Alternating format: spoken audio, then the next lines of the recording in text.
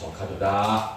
요셉이 그의 형들과 아버지의 가족에게 이르되 내가 올라가서 바로에게 하여 이르기를 가나안 땅에 있던 내 형들과 내 아버지의 가족이 내게로 왔는데 그들은 목자들이라 목축하는 사람들이므로 그들의 양과 소와 모든 소유를 이끌고 왔나이다 하리니 바로가 당신들을 불러서 너희의 직업이 무엇이냐 묻거든 당신들은 이르기를 주의 종들은 어렸을 때부터 지금까지 목축하는 자들이었는데 우리와 우리 선조가 다 그러하나이다 하소서. 애굽 사람은 다 목축을 가증히 여기나니 당신들이 고센 땅에 살게 되리이다.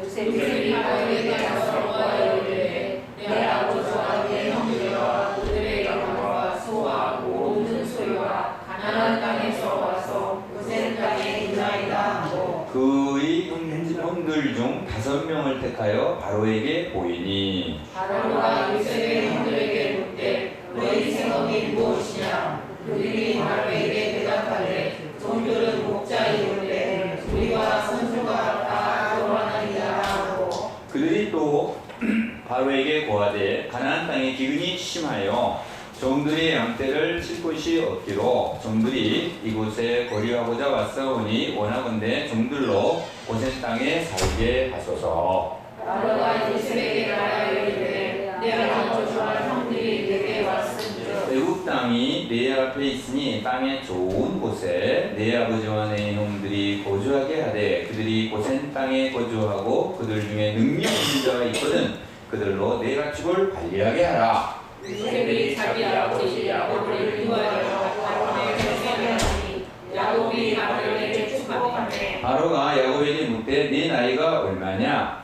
야곱이 바로에게 알리되 내 아들의 길이 세월이 130년이니이다. 내 나이가 얼마나 못되니 우리 조상의 라헬의 길에 연주에 미치지 못하나 험악한 세월을 보내었나이다 하고 야곱이 바로에게 축복하고 그 앞에서 나오니라. 요셉이 바로의 명령대로 그의 아버지와 그의 형들에게 거절할 것을 주되 애굽의 좋은 땅 라암셋을 그들에게 주어 소유로 다 삼으되 같이 또 그의 아버지와 그의 형들과 그의 아버지의 온 집에 그 식구를 따라 먹을 것을 주어 봉양하였더라. 아멘. 할렐루야.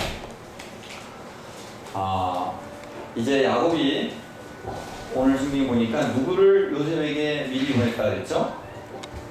28절 보시면 네, 유다를 요셉에게 우리 어르신들 들어오세요.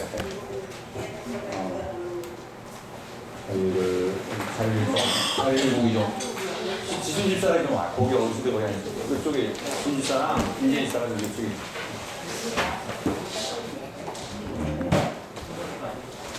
28절에 보면은 야곱이 유다를 요셉에게 미리 보내요. 자기를 고센으로 인도했다라고 되어 있습니다. 그죠?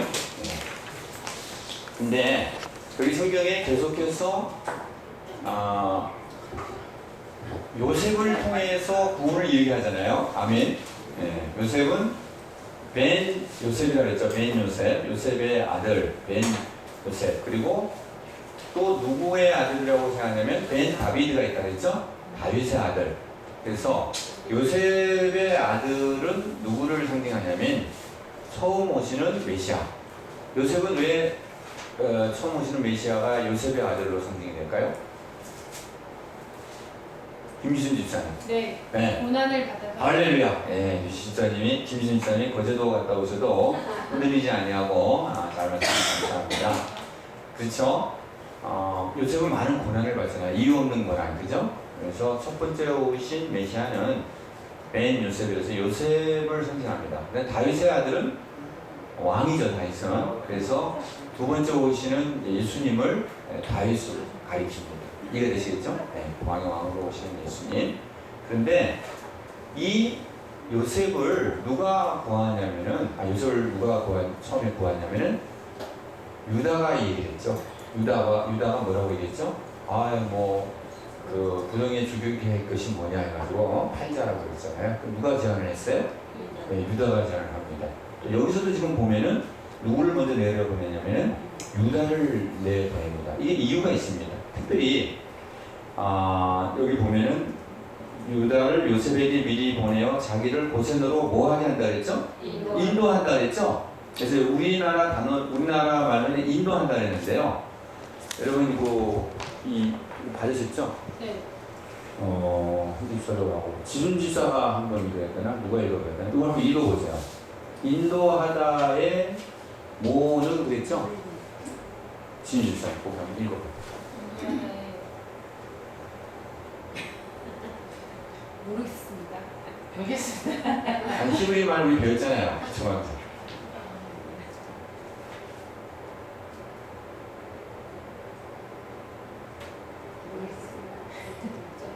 잊어버려서 너무 오래간 돼가지고 한번 저희들 좀 다시 한번 해야 될 것 같습니다. 여기 모르시는 게 당연한데 모음을 안 보시기 때문에 레호르트 이 말이 인도하다는 말이 되어 있거든요. 근데 이 말은 이게 좀 순서가 막 여기 치긴 잘 쳤는데 이게 클리어니까 이상하게 나와서 여러분들 혼란이 나오는데 야라에서 나온 말이에요. 야라 거기 써놓으세요.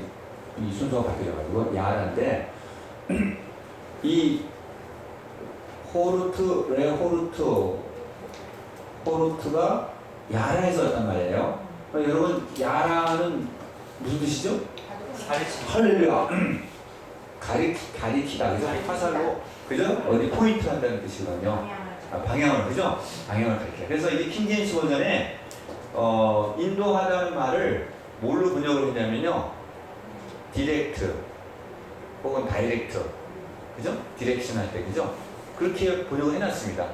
그래서 참 이 킹제임스 버전이 상당히 뭐라 그럴까 정확한 번역일 때가 많이 있어요. 뜻을 정확하고 문자 원래 뜻을 살펴서 그러니까 인도하는 말하고 이 방향을 딱 가르쳐준다는 말하고 조금 다르죠, 그죠? 그러니까 유다가 지금 하는 일은 무슨 일이냐? 이 이스라엘 사람들을 살리러 지금 데리러 가는 거 아니에요? 살리러 데리고 가는 거 아니에요? 근데 어디를 향해서? 요셉을 향해서. 이게 되시겠죠? 딱 정확하게 방향 지침을 제시해주는 역할을 한다고 하는 것입니다. 그래서 앞으로 오시는 메시아가 다윗의 아들들로 믿습니다. 저희들이. 그래서 유다는 지금 정확한 방향을 생명, 구원을 향한 그 방향을 지금 이렇게 제시해주고 있는 그걸 지금 성경에서는 암시하고 있어요. 우리 히브리 원문을 보면 그냥을 봐서 그냥 인도한다는 말만 됐으니까 그냥 데리고 간다는 뜻이지만 그냥 이 영어로 표현하면 레드로 해야겠죠? 레드를 할 때 레드로 표현해야 되겠는데 이 히브리 말로 보면은 방향을 가리킨다. 방향을 갖다가 정확하게 보여준다. 이런 뜻으로 본문에 나와 있습니다. 자, 우리가 다른 형제들 중에서도 왜 유다가 특별히 이 일을 맡게 될까? 온 식구들이 지금 굶어 죽게 된 거잖아요. 흉년이 들어가지고, 그죠? 근데 살 길이 애굽으로 가야만 사는 거예요. 유석으로 가야만 사는데 유다가 이 일에 앞장섭니다. 유다가 형제들 중에 베냐민을 남으라 그랬잖아요, 그죠? 그럴 때 은자는 숫어가지고 그때 누가 남다 그랬죠? 유다가 남다 그랬죠, 그죠? 유다가 계속 살려주는 역할을 해요. 성경이 지금 때문에. 그래서 창세기 49장에 보면은 야곱이 12아들을 축복하잖아요, 그죠? 그리고 모세가 또 신명기 32장에 또 12지파를 축복하는데 유다를 뭐라고 축복하냐면은 유다노는 모든 형제 중에서 찬송을 받게 된다라고 했습니다. 유다가 그 뜻이 무엇이냐? 오늘 이 말씀 강의됩니다. 유다는 앞으로 형제들을 구원을 해주는 그 예수 그리스도 앞으로 예수 그리스도를 나타내는 거예요. 왜냐하면 유다를 통해서 다윗이 나오고 다윗을 통해서 예수 그리스도가 오시기 때문입니다. 그래서 이 유다하고의 연관을 창세기를 통해서 하나님의 구원 계획을 보여주고 있는 것입니다. 그냥 아무렇게나 쓰신 것 같지만 그냥 골라서가 한 사람 하면서 유다인 것 같지만 성경은 그렇지 되지 않습니다. 우리가 성경을 통해서 계속 배우게 되는 것은 토라가 굉장히 정치하게 아주 질서와 구조를 가지고 있는 것을 우리가 발견하게 되는 것입니다. 이해되시겠죠? 네. 두 번째, 요셉이 지금 보면은 이제 그래서 요셉하고 이제 야곱이 만납니다. 만나가지고 29절에 보면 요셉이 그의 수레를 갖추고 고센으로 올라가서 그의 아버지 이스라엘을 맞으며 그에게 보이고 그의 목을 어금맞고 맞춰 안고 얼마 동안 울었다라고 말하고 있습니다. 그런데 요셉이 야곱을 만나는데요, 이스라엘이 뭐라고 얘기하냐면 지금 죽어도 족하다 그랬습니다. 내가 내 얼굴 잊어봤으니 지금 죽어도 족하다라는 말을 했습니다. 그런데 요셉이 여기서 뭐라고 얘기했냐면은 33절에 이제 가게 되는데 애국으로 가서 바로가 당신을 불러서 내 직업이 무엇이냐고 물으면 뭐라고 대답을 하겠습니까? 목축하는 자라고 얘기를 했습니다. 목축하는 자. 네, 목축하는 자라고 했습니다. 그러면 외국 사람들이 목축을 가증히 여겨서 당신들이 고센 땅에 살게 되리라라고 얘기를 했습니다. 그죠? 근데 고센 땅에 살게 되는 것은 여기에서 처음 나온 얘기 아닙니다. 45장에 보면은 고센이라고 하는 것을 이미 얘기를 하고 있습니다. 45장 18절에 요셉이 형들이 이제 왔다라고 하는 소문이 들었을 때 18절에 바로가 뭐라고 얘기냐면 너희 아버지와 너희 가족을 이끌고 내게로 오라. 내가 너희에게 애굽의 좋은 땅을 주리니 너희가 나라에 기름진 것을 먹으리라 그랬죠. 네, 좋은 땅을 준다 그랬죠. 이 좋은 땅이 어디냐면 고센 땅입니다. 왜냐하면 47절에도 보면은 6절에 바로가 뭐라고 얘기했냐면 애굽 땅이 내 앞에 있으니 땅의 좋은 곳에 내 아버지와 내 형들이 거주하게 하되 그들이 고센 땅에 거주하고 있는 바 있죠, 그죠? 그래서 이 좋은 땅이 애굽의 원래 성경에는 가장 좋은 땅이에요. 가장 기름지고 좋은 땅이 무슨 땅이냐면 고센 땅입니다. 그러니까 요셉은 이 고센 땅에 야곱과 함께 온 70명의 이스라엘의 후손이 여기 살아야 된다라고 하는 것을 계속 의도하고 있는 것을 알 수 있어요. 창세기를 통해서. 그러면 김민지 지사님 왜 이 고센에 꼭 살아야 된다고 생각합니까? 기름졌기 때문에. 뭐 가장 좋은 기름지기 그것도 있지만 딴 쪽도 있을 수 있잖아요. 왜 고센입니까? 가축을 기르기 좋은 땅인가? 가축을 기르기 좋은 땅이니까. 예, 맞습니다. 고센은 애국 사람은 가축 기르는 거를 아주 싫어했어요. 그거는 아주 요즘 같으면 예전에 조선시대는 백정 뭐 이런 직업입니다. 아주 이거 낮게 얘기했거든요. 사람 취급 안 하는 거예요. 그래서 고기를 잘 많이 안 먹은 것 같아요. 근데 이 고센 땅에서 기름지기 때문에 풀이 많이 나니까 거기에 이제 가축 기르기는 굉장히 좋은 채적지입니다. 근데 이 고센은 라암세스, 여러분 들어봤죠? 라암세스 비동. 어디에요 거기가? 어디 성경에 그 부분이 어디라고 나옵니까? 라암세스 비동, 라암세스가 있는 곳이 고센이거든요. 어디가 생각나요? 홍해하고 가까운 쪽. 네, 그렇게 생각할 수 있는데 처음에 이스라엘 사람들이 거기서 떠날 때가 그 비동하고 라암세스입니다. 그러니까 고센 땅이에요. 거기가 고센 땅. 근데 거기가 이스라엘의 당시의 수도하고는 좀 떨어져 있는 곳이에요. 중심지하고는. 왜 그러냐면은 이걸 더럽게 해야겠다는 거예요.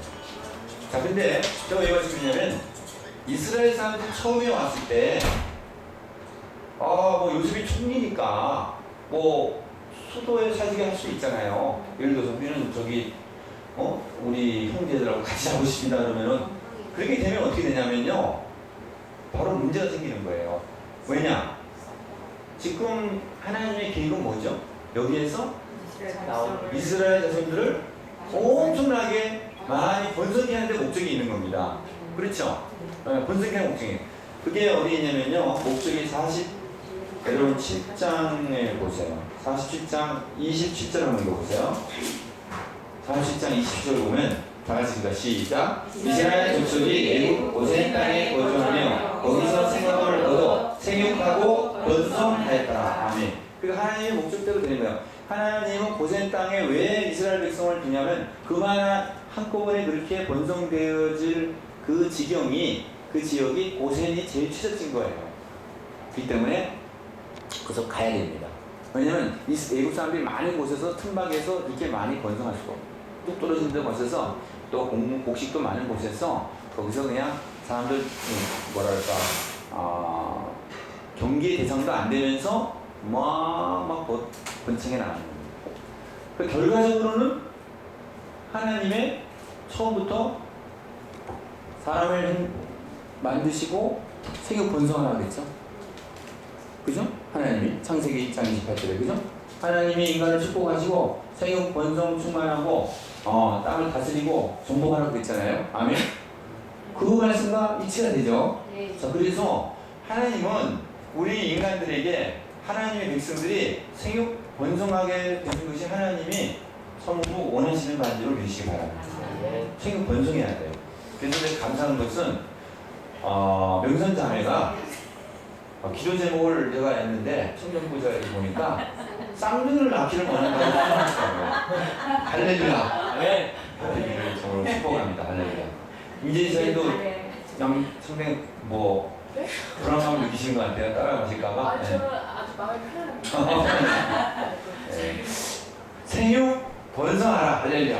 생육 번성하라가 하나님이 우리 인간을 향한 하나님의 계시다. 할렐루야. 근데 우리 현봉 원사님이 손자까지 20명이잖아요. 그죠? 대단하죠. 정말 생육 번성하는 게 표현이신 것 같아. 손자까지 합해서 20명.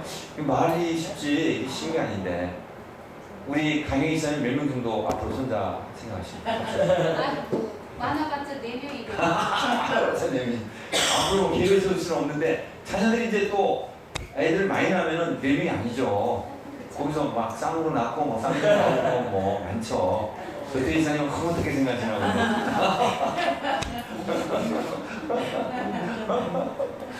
아니 근데 금요일날 지난주에 20명이었어요. 깜짝 놀랐어요. 근데 다 예수 믿는다 그러잖아요. 네. 이야, 쉬는 시간이. 네? 내 가솔이야. 저긴가 내 부인 내 아내부터 네. 며느리 사위 어쨌든요. 네, 다 해서 그러니까요. 20명. 대단하죠. 대단하죠. 우리 그 중에서 네. 우리 대학 다니는 손녀딸이 있는데 네. 믿음이 아주 축중해요. 그 중에 또 기도 좋아요. 감사한 거야. 너무 성경 A 클래스시네. 가르치는 게 있는데 네. 얘가 아주 그냥 목사 전도사들을 놓고 가르쳐. 이거 대학생이 목사님들 하시냐고. 상황이 이거 알고 있으세요, 이거. 이거 진짜 대단하네요. 믿음이 중요하죠.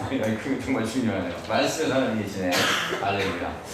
도전받습니다. 20명. 성국 기사님이 제일 도전받을 것 같아. 성국 기사님 몇 명이요? 빵이야. 있고 도전받으시기 바랍니다. 20명. 네, 20대인데 또 앞으로 낮은 년대가 먼저 된다고 그랬으니까 또 앞으로 이제 또 세월 지나면 또 어떻게 될지 모르겠습니다. 네. 근데 그게 바로요. 네. 어디서 내가 그런 적을 얻었냐면은 네. 이강산 감사님이라고 있어 감리교회. 네. 50년대 60년대 아주 동사시죠. 저기 충청도에서는 네. 아주 최고 네. 많은 그런 감사님이야. 네. 선거사에서 집회할 때에 네. 사안하지 않는데 한참 막대기 할 때 그때. 사안하지 않으면 하면 안 된다. 거기서 내가 얻었어. 건강 얻었어. 그래가지고 이제 20명의 이거 믿으면서 생기셨네. 할렐루야. 그게 참 부흥강사역까지 굉장히 중요한다. 그죠? 예, 중요하네요. 예. 알겠습니다. 자, 고센으로 가게 된 이유는 생육번성에 초점에 맞추신다는 것입니다. 할렐루야. 생육번성이 있다 이거예요. 생육번성에. 예. 생육번성에. 예. 자, 여러분이 요셉은 이집트의 지금 총리예요. 그러면 자기가 원하는 걸 다 할 수 있는 자리잖아요. 웬만한 일은 그죠? 근데 오늘 보면은 요셉은 고센으로 자기 식구를 보내기 위해서 철저한 계획을 하고 있다는 거예요. 그죠? 그냥 뭐 부모님 바로 만나게 볼 때 그냥 우리 저기 왕하고 친하니까 어서 가서 뵙시다. 그럴 수 있잖아요. 일반적인 거면. 그죠? 예. 그러면 말이죠. 뭐 직업이 뭐냐, 뭐 너 어디서 사기를 원하는가 이런 말이 막 나오는데 엉뚱한 소리 할 수 있잖아요. 또. 그렇지 않습니까? 그러니까 요셉은 말이죠. 미리 계획과 전략을 다 세우는 거예요. 자, 불러올 때부터 어디서 살게 할 거냐. 그죠? 앞으로 이 이스라엘 예고의 우리 식구들이 형으로 생각 번성해야 되는 하나님의 명령에 따라 살아야 되는데 어디가 최적지냐 말이에요. 딱 생각하는 거예요. 그 다음에 왕 앞에 아림할 때 뭐라고 대답해야 되냐. 미리 다 소스를 주잖아요. 이런 거 이렇게 굉장히 계획과 전략이 있는 사람이라는 거죠. 그죠? 여러분이 예를 들어서 요셉 총리라고 생각해 보세요. 승희 형제가 요셉 총리라고 생각해 보세요. 근데 갑자기 이제 친구들이 막 70명이 몰려오는 거예요. 그죠? 네. 그러면 말이야, 내가 총리니까 뭐 왕한테 인사할 때면 인사하고 뭐 며칠 우선 외국에 멋있는 것부터 관광부터 시킬 것 같아. 미지생이가 더 어떡하겠어. 내가 총리고 지금 식구들 오랜만에 만났단 말이에요. 그러면 뭐 지금 어디 사고 뭐 이런 생각이 있어요? 우선 유람선부터 한번, 그죠? 나이강 유람선부터 한번 타보고 말이죠. 며칠 푹 쉰 다음에 뭐 생각해도 될 것 같은데 요즘은 지금 그런 데 신경 쓰는 아니고 어떻게 하면은 이 식구들이 생각 번성하는데 기반을 마련할 수 있을 것인가. 그래서 우리의 삶도 이러한 지난 한번 저기 설교 시간에 전략이 있었다는 말을 한번 했었죠. 그죠? 예수님도 전략이 있다 그랬잖아요. 제자 삼아서 고스펠을 복음을 온 세계에 전파하는데 전략이 있었다. 예수님도. 오늘 요셉도 보면 전략이 있었다. 그래서 우리 삶도 전략이 있어야 된다. 목표가 있으면 전략이 있다. 고신이 목표다. 그럼 전략이 있어야 된다는 거예요. 그러면 민지 선생님은 앞으로 목표가 뭐고 전략은 뭔지 좀 생각해, 뭐 한 가지라도 생각해 주시면 혹시 우리 자녀를 어떻게 하겠다. 그럼 네. 목표가 있잖아요. 그럼 전략. 네. 하나님 말씀을 지금부터 마음에 새기게 하는 것입니다. 네. 근데 이제 너무 구체적이지만 더 구체적으로. 그러면 이제 마음에 새기기 위해서 그럼 어떻게 해야 되시냐? 아침 저녁으로 아침 저녁으로 말씀을 듣게 해주는. 듣게 해주는 시간을 갖는다. 그보다 저 먼저 제가 오늘 매일 네? 왜? 파마서 매일 하는 게 먼저인 것 같아요. 오늘 말씀 생각해 네. 근데 지금 전략이 좀 왔다 갔다 하시는 거예요. 그러니까 전략이 좀 왔다 갔다 하시면 안 되고 컨시스턴트하게, 그죠? 움직이지 않는, 그죠? 이런 이렇게 밟아가면 되겠다. 이게 있어야 됩니다. 그냥 막연하게 생각만 하고 여기 있으면은 사람들 바쁘잖아요. 또 감정적이고 그러니까 흔들려서 그 잘 이루지를 못해요. 근데 제가 보니까 뭔가를 이루는 사람들은 나름대로 이 뭔가를 전략했어요. 근데 성덕 집사가 왜 결혼이 늦어지냐 내가 보니까 전략이 없는 거예요. 간절한 마음이 우선 없었겠지만은 간절한 마음 다음에 간절한 마음에서 됩니까? 안 됩니다. 간절한 마음 다음에 뭐가 또 수반되어야 되냐면 전략이 있어요. 전략이. 근데 성도집사는 전략이 없어요. 그냥 물어봤거든요. 전략이 꽝이야. 그러니까 이제 온전한 잘 갔다 왔으니까 전략을 좀 세우기 바랍니다. 생각 번성하라고 하는 이 하나님의 이 거대한 명령 앞에서 순종하고 겸손하게 우리가 순종하는데 결혼을 해서 내가 뭐 언제 결혼하면 내가 어떤 사람을 결혼하는데 그렇게 해서 내가 세부 전략을 세워가지고 저한테 한번 제출하시고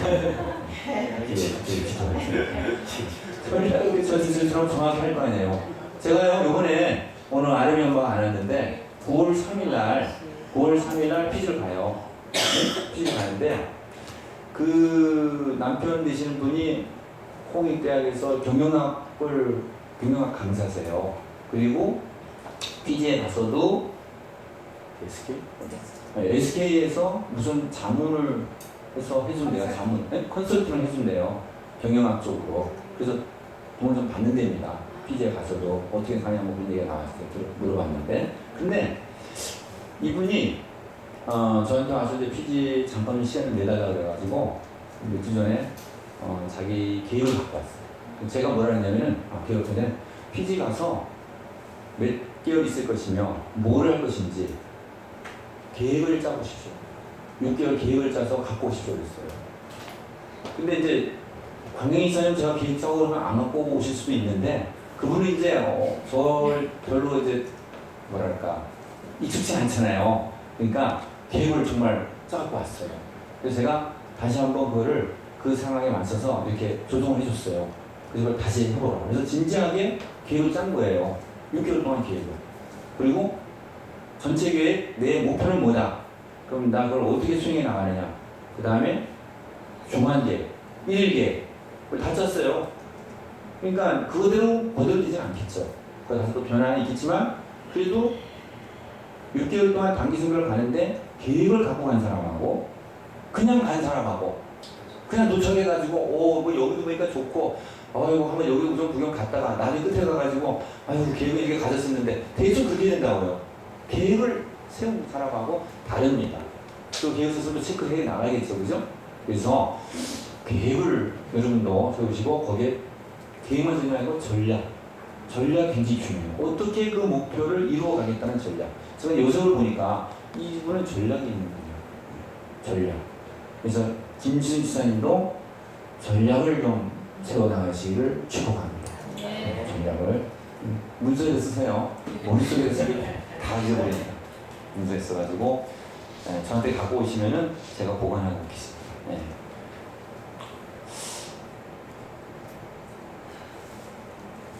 그 다음에 요셉의 삶을 보면요. 요셉은 37장 28절을 한번 보세요. 요셉이 처음에 시작할 때 요셉은 자기가 노예로 팔렸다라고 37장 28절에 있는 것이죠. 37장 28절. 그때 미디안 사람 상인들이 지나가고 있는지라 흥들이 요셉을 구덩이에 끌어올리고 은 20에 그를 이스마엘 사람들에게 팔매 그랬죠. 그죠? 네. 그러니까 팔리게 된 거죠. 팔림을 당한 거죠. 그죠? 팔림을 당했어요. 그죠? 네, 자기가 판 게 아니죠? 네. 그리고 또 39장 17절에 보면 노예가 되었습니다. 그죠? 네. 그래서 이건 뭐냐면 자기가 원해서 되는 게 아니고 자기가 당하는 거죠. 팔리는 것도 당하는 거고 노예가 되는 것도 당하는 삶을 살았어요. 요셉이 그동안 지금까지 살아온 삶이 굉장히 남에 의해서 이끌림 받아진 수동적인 삶이었죠. 그런데 총기가 되고 나서는 도리어 이제는 14절 보니까 백성들에게 곡식을 어떻게 한다고요? 팔아요. 그죠? 네. 곡식을 가축을 받고 파는 역할을 하는 거예요. 팔고 또 그 사람들을 나중에는 노예로 삼습니다. 그 사람들이 나중에 국가의 노예가 되는 거예요. 나중에 이제 팔 게 없으니까 몸을 갖다 노예로 잡힌단 말이에요, 자기들이. 그래서 이게 대조가 돼 있다는 거예요. 자기 요셉의 처음의 삶은 자기가 팔림을 당하고 또 노예가 되는데 시간이 지나니까 요셉은 어떻게 되냐면요. 자기가 팔아요. 자기가 다른 사람 노예로 삼습니다. 그죠? 주도적인 삶을 산다는 거예요. 크리스천의 삶, 그리스도인의 삶은 주도적인 삶을 살아야겠다. 맨날 이끌려가는 삶이 아니에요. 근데 조금만 좀 껐다 갈까요? 조금만 좀 껐다. 네. 죽어서.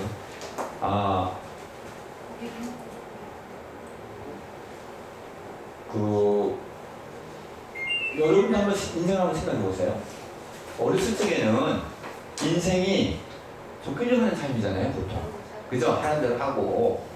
근데 이제 나이가 좀 들어가면서 여러분의 인생이 다른 사람을 이끌어가고, 그러나 이제 주도적인 삶을 살아가시는지, 아니면 계속해서 이게 수동적이고 이끌림을 받아가는 삶인지 한번 생각해 보시고, 또 하나는 요셉이 팔림을 당하고 노예가 되면서 많은 인생 경험을 합니다. 그렇죠?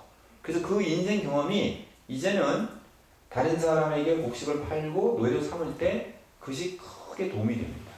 예를 들어서 당시에 하물라비 법전에 보면은 우리 최권사님이 새벽기도 때 얘기했나 금요일날 얘기했나 무슨 저 하물라비 법 이에는 이 눈에는 그 얘기하고 성경에 나온 눈에는 이해인이하고 어떻게 다른가 그것을 설명했는데 네, 수요일 날 했어요? 네. 최경 원사님 바로 한문화의 법전을 저에게 보내주셨어요. 그 새겨져 있는 거. 그래서 너무 놀랐습니다. 검색 능력이 대단하세요, 최 원사님. 네. 제가 찍은 거예요. 찍으신 거예요? 네. 아, 검색한 게 아니고, 네, 파리에서. 파리에 가셔서, 네. 저 거기인지 몰랐어요. 그래요? 그렇구나. 그 파리 박물관에 있는 거네요. 루브르 박물관이? 예, 그렇구나. 어떻게 빨리 찾으시나 했었어요. 찍었네요. 예, 거기 안전하셔가지고 저는 인터넷 검색해서 빨리 보자고 깜짝 놀랐어요. 대단하시다고 직접 가서 찍어준 거. 예. 그러니까 더 생생하시겠네요. 네? 눈에는 눈, 이에는 이가 무슨 뜻이 더 생생하시겠다고요? 예. 글씨 안 보여요. 아니, 제가 설명할 때 더 생생하게 다가오시겠다고 직접 가서 보셨으니까. 무슨 말씀 하냐면 한문화의 복전에는요, 그 당시에 지금 몇 프로 이건 다 읽어서 그런데 몇 프로 받냐면 이자를 몇 프로 받냐면요, 지금 요셉이 몇 프로 받는지 아세요? 20%를 받아요. 20%. 20%를 받는 거예요. 땅을 주고 거기에 대해 소작하는 대가로 20%를 5분의 1을 바치라는 거예요. 국가에. 근데 그 고대 근동의 그 당시의 상황을 보면은 어떤 데는 반, 어떤 데는 3분의 1을 국가가 받습니다. 굉장히 차치죠, 그죠?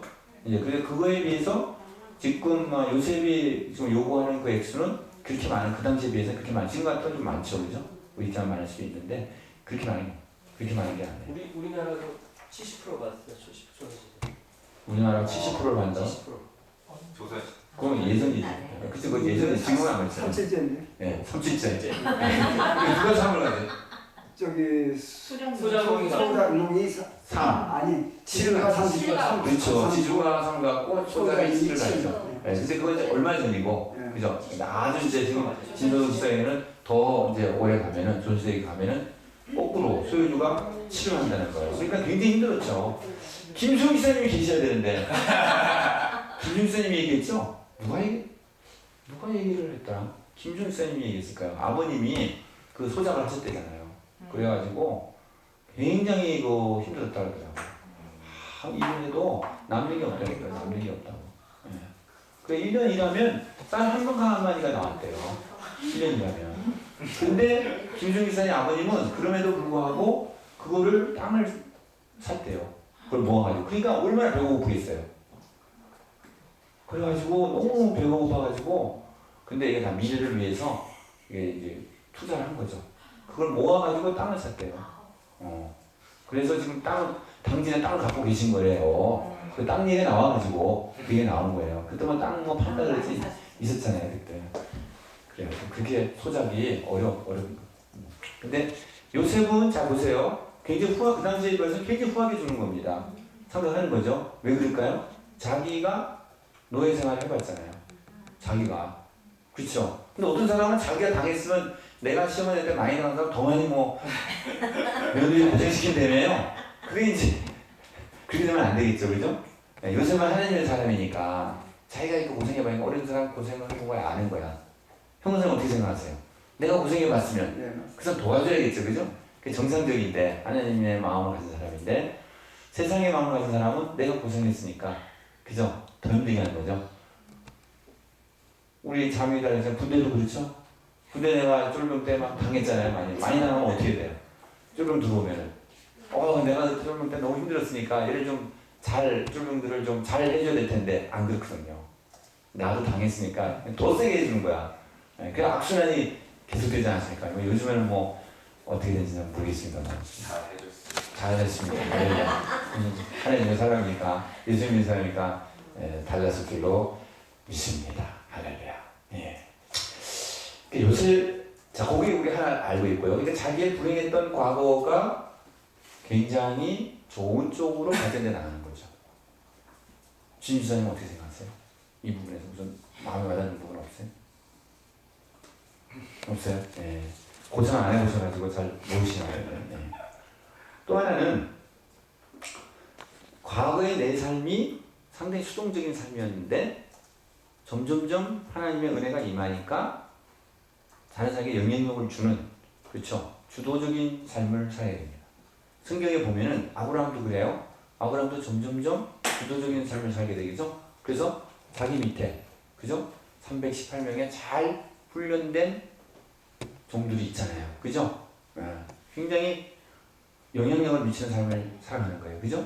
야곱도 그렇고 이삭도 그렇고 보면은 그래서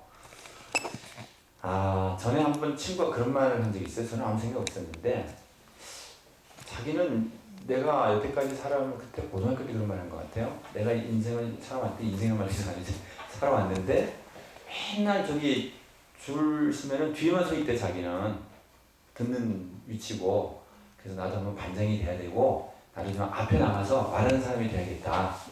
그렇게 되려고 난 노력한다. 그런 기억이 나요.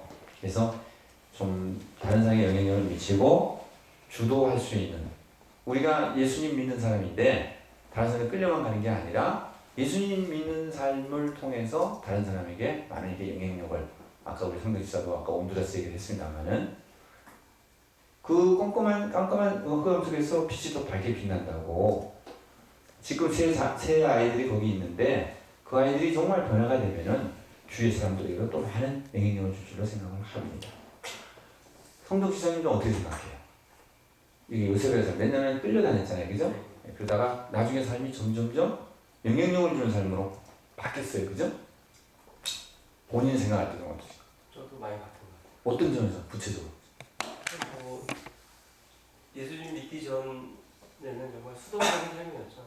네, 굉장히 수동적인 삶이었고 그냥 순응하는 삶이었는데 예수 믿고 나서 적극적으로 됐고 활발하게 됐고 삶이 바뀌어졌습니다. 네. 성지사님의 삶이 예전에 굉장히 수동적이라 되었어요. 그죠?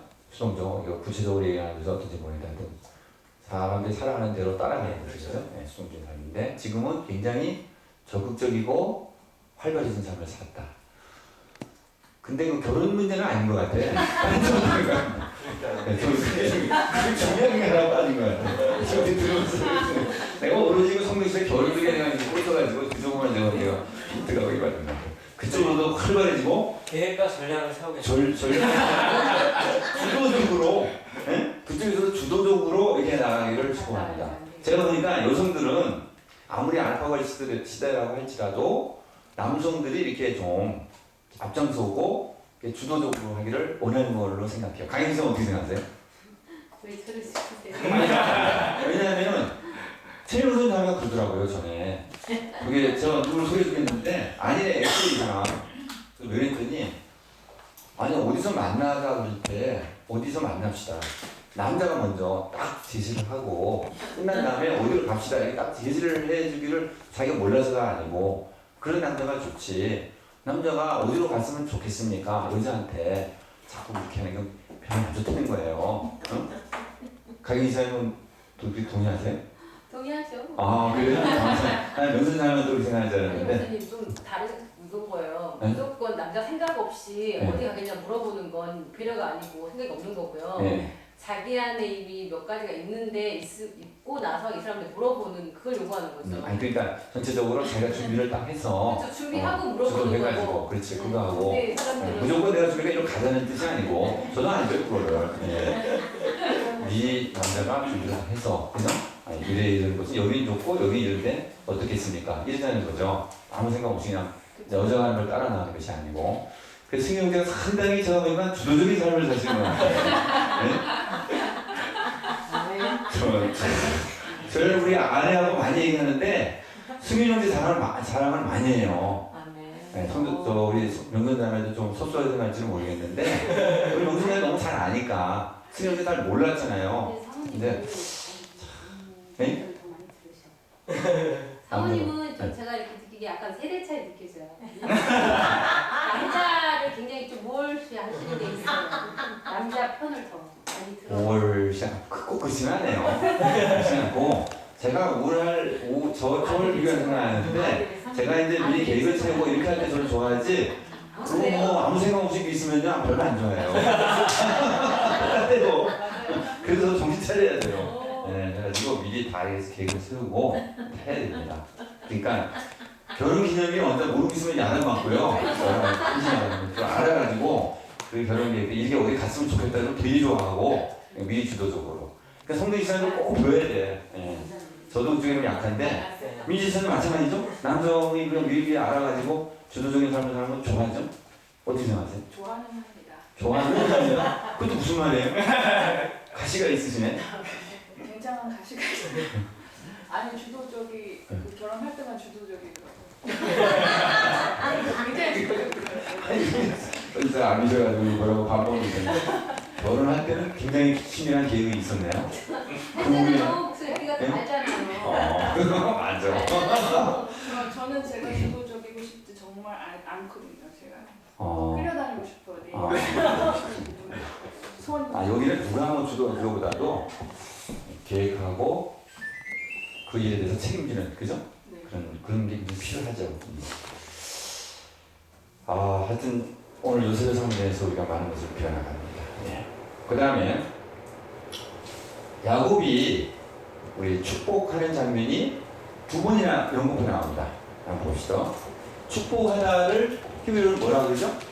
그냥 아래죠 우리가 축복하다. 바로 앉으죠? 바라크, 그죠? 바라크. 바루크는 송축합니다 할 때, 그죠? 송축합니다 할 때, 바루크라는 말 쓰고요. 그냥 동사, 축복하다는 바라크. 축복 명사는 베라카입니다. 베라카. 그래서 우리 상식적으로 한번 꼭 중요한 단어니까 여러분 입에 익숙해지면 이제 우리께 되는 거니까 따라서 바라크. 바라크. 그래서 요셉이 누구를 축복하냐면요. 바로왕을 축복하죠, 그죠? 바로왕을 축복합니다. 그래서 여기 보면은 10절 하면 7절하고 10절에 나오는데요. 47장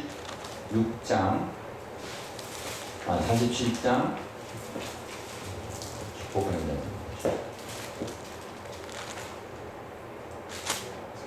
7절. 다 같이입니다. 시작. 요셉이 자기 아버지 야곱을 인도하여 바로 앞에 서게 하니 야곱이 바로에게 축복하매 그랬습니다. 10절. 야곱이 바로에게 축복하고 그 앞에서 나오니라 했습니다. 이제 축복하다라는 말이 두 번 연관어 나옵니다. 제가 히브리 쓴 것도 이게 순서가 맨 앞에 꽂고 나서 죄송합니다. 그래서 에바라크, 그가 축복하다 뜻입니다. 에바라크에서 바라크 이 말이 두 번이 나옵니다. 왜 축복하다는 말을 두 번이 할까? 그리고 이방인이에요, 그죠? 바로는 이방인입니다. 그러면 우리가 이방인을 축복할 수가 있는가? 그런 것도 좀 생각할 수가 있고, 그죠? 여러분 어떻게 믿지 않는 사람이 저를 위해서 축복해 주세요 그러면은 어떻게 할 것인가? 그죠? 권사님 어떻게 생각하세요? 해야죠. 네. 오늘 여기 좋은 예가 있는 거예요. 오늘 야곱이 바로 왕을 축복해 준다는 거예요. 우리는 보통 이제 믿는 사람에게만 축복해 준다고 생각하잖아요. 그죠? 네, 축복해 주는 거예요. 이거는 여러분 굉장히 여기에 중요한 것을 시사해 줍니다. 그 두 번이나 강조되는 이유가 있어요. 연극과. 이건 뭐냐면 아브라함에게 하나님이 아브라함에게 큰 축복해 주시면 약속을 해주시죠. 아브라함에 7 약속이 있습니다. 용선자의 7 약속이 생각나는 거 한 가지 좀 말씀해 주세요. 12장에 내가 너를 무슨 민족? 큰 민족, 그죠? 큰 민족이 되겠다 그랬죠. 그리고 축복을 한다 그랬죠. 그 다음에 창대하게 된다. 이름을 창대해 준다 그랬죠. 그죠? 네. 그 다음에 복이 된다 그랬죠. 그 다음에 너를 축복한 자를 축복한다 그랬죠. 할렐루야. 저주한 자를 저주한다 그러고 열방에 복이 된다 그랬는데 축복한 자를 뭐 한다고요? 축복한다 그랬죠. 복을 준다 그랬죠. 자 그러면 오늘 바로가 누구를 축복해줘요? 먼저 이스라엘을 축복해주잖아요. 그죠? 네. 축복하는 거 뭐 말로만 축복해주는 게 아니고 고센 땅을 주잖아요 지금. 그리고 요셉을 갖다가 총리로 세우고 축복해주는 거 아니에요? 맞죠? 네. 그게 축복이죠. 그러니까 바로가 애굽의 왕인데 애굽의 왕이 지금 이스라엘을 축복해주는 거예요. 그러니까 야곱이 당연히 바로 축복하죠. 그게 무슨 원리예요? 너를 축복하는 자를 축복해준다는 원리입니다. 성경에. 너무 정확하게 원리, 공식에 딱 들어맞는 거예요. 그래서 우리가 지금도 이 원리는 적용이 됩니다, 여러분. 그래서 이스라엘을 제사를 빌 때 제가 늘 이스라엘 축복한다. 여러분 그게 이스라엘 축복한다를 성경에 써 있어요. 이스라엘 축복한다를 어떻게 한다? 하나님 복을 주십니다. 아멘. 그러니까 여러분이 저주를 받으시기로 작정하셨다면 이스라엘 저주하세요. 그냥 계속 저주하시면 하나님 말씀대로 될 것입니다. 네. 그래서 이스라엘을 축복하는 자를 하나님 복을 주신다는 말씀이 오늘 여기에서 해당되는 말씀이다라는 것입니다. 그러니까 우리가 지금 국제 외교를 하는 일에 있어서도요, 국제 외교에 있어서도 이스라엘을 잘 봐야 돼요. 이스라엘의 옥수리가 아닙니다. 많은 사람들이 이건 이 성경에 나온 이스라엘이고 지금 이스라엘은 끝이 났다고 생각하는 거예요. 헌님 권사님 어떻게 생각하십니까? 그렇죠? 그러면 하나님은 옛날에 하나님, 지금 하나님은 아니시죠? 그죠? 아브라함의 하나님, 야곱의 하나님, 이삭의 하나님, 야곱의 하나님. 그리고 뭐라 살아계신 죽은 자 하나님이 아니시고 살아계신 자의 하나님이십니다. 할렐루야. 하나님의 언약은 앞으로 언제까지 새 예루살렘에 우리가 들어갈 때까지 계속되는 거예요. 하나님의 언약은 어느 시대 되면은 천년 있으면 끝나고 없어지고 그런 게 아닙니다. 하나님이 영원하신 하나님이기 때문에 하나님과 우리 인간 사이에 맺은 언약도 어떻게 된다고요? 천대까지 가는 거예요. 할렐루야. 계속 가는 거예요. 네, 세상의 것은 다 변하지만 하나님의 약속하신 언약은 변치 않고 계속 가는 줄로 믿으시기 바랍니다. 근데 우리나라에 이스라엘과의 국교를 한번 생각해 보신 적이 있습니까? 이스라엘과 국교를 맺었어요. 우리가 이스라엘하고 우리나라하고 비슷한 점이 많아요. 우리나라가 몇 년에 독립이 됐냐면 1945년에 해방이 됐죠. 근데 몇 년에 유엔으로부터 승인을 받아서 독립국이 됐습니까? 48년. 1948년입니다. 우리가 잘 알아야 돼요. 1948년. 그래서 우리가 8.15예요. 그래서 8.15를 건국일로 하자. 해방 광복절뿐 아니라 건국일로 하자. 지금 그런 운동이 있는 거예요. 근데 1948년에 우리가 이제 실질적인 독립국가가 됐는데 이스라엘도 1948년입니다. 이스라엘도 유엔으로부터 지난번에 아리엘 목사님하고 몇 달 안 됐죠? 오셔가지고 그 상황을 자세히 얘기해줬어요. 여기서. 그때 남자들만 들었어. 여성분들은 드보라 사모님들 못 들으셨는데 그때 이스라엘에 어떤 역사가 있었는가를 얘기해주셔서 너무 감명 깊게 들었어요. 1948년에 어떤 일이 있었는가. 그때 어떤 일이 있었냐면요. 훈난 사본이 발견돼요. 훈난 사본이 발견되면서 사회사본이 발견되면서 그때 사회사본의 그 사회사본을 발견하게 되는 데는 아주 유명한 그 이스라엘 고고학자가 있는데 그 아들이 그 당시에는 이스라엘의 군대를 정치로 가질 수가 없어요. 왜냐하면 국가가 되기 전이니까. 그러나 이스라엘 국가를 가지지 않으면 안 돼요. 왜냐하면 국가로 승인되는 동시에 아랍에서 이스라엘을 공격하려는 계획을 다 가지고 있습니다. 탱크로 지중해로 다 밀어버리겠다라고 하는 것이 다 돼 있어요. 그래서 미국에서도 영국에서도 이스라엘에게 전화를 했습니다. 독립하려고 하지 마라. 유엔 승인을 받으려고 노력하지 마라. 왜냐하면 유엔 승인을 받는 동시에 아랍의 국가들이 연합을 해서 탱크로 밀고 나간다. 여기는 민병대밖에 없잖아요. 탱크도 하나도 없고 어떻게 상대가 돼요? 독립하는 건 좋은데 독립하자마자 죽는다는 거예요. 멸망당한다는 거죠. 한마디로. 네. 그런데도 이스라엘 사람은 우리가 이곳까지 온 것은 하나님의 도움이 없이는 우리는 여기까지 올 수가 없었다. 그동안에 독일에서 폴란드에서 엄청난 나라 없는 서울과 끔찍한 고통을 당했잖아요. 이스라엘 사람은 죽게 하는 삶이야. 죽게 하는 까무러치기야.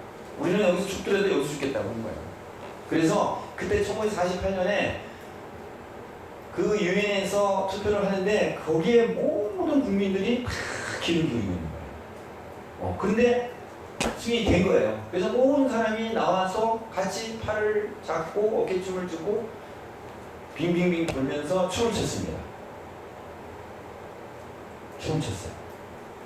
그게 뭔지 압니까? 그 춤이 무슨 춤인지 아세요? 네? 그게 갈갈. 갈갈이 뜻은 뭐냐면 손을 잡고 원을 그리면서 춤을 추는 거를 갈갈이라는 거예요. 갈갈. 그래서 우리나라에 제가 강강소래 얘기하는 거예요. 강강소래를 여러분 국어사전 찾아보시면 그게 말이 갈갈솔에서 왔다는 말이 써 있습니다. 제가 찾아봤어요. 그래서 우리하고 이스라엘의 뿌리가 지금 어떻게 연관되는가 그런 걸 제가 몇 가지를 얘기하는 거 하나예요. 어쨌든 거기서 하여튼 그 같이 춤을 춘 거야. 해방의 춤을 춘 거야. 근데 그때 동시에 뭐가 일어나요? 아랍을 선생님이 오는 거예요. 그렇기 때문에 이스라엘은 알고 있죠. 황이 알고 있죠. 군대가 뭐를. 그렇기 때문에 민병대를 지하 군인을 조직해 놨어요. 거기에 대장이 누구냐? 그 사회사본을 발견하게 되는 고고학자의 아들입니다. 그래서 그 아들의 도움 때문에 베들레헴 안쪽에 팔레스타인 쪽의 사람들이 있기 때문에 들어갈 수가 없어. 이스라엘 사람이. 그런데 그래서 사회사본을 얻을 수가 없어요. 근데 그 아들이 비밀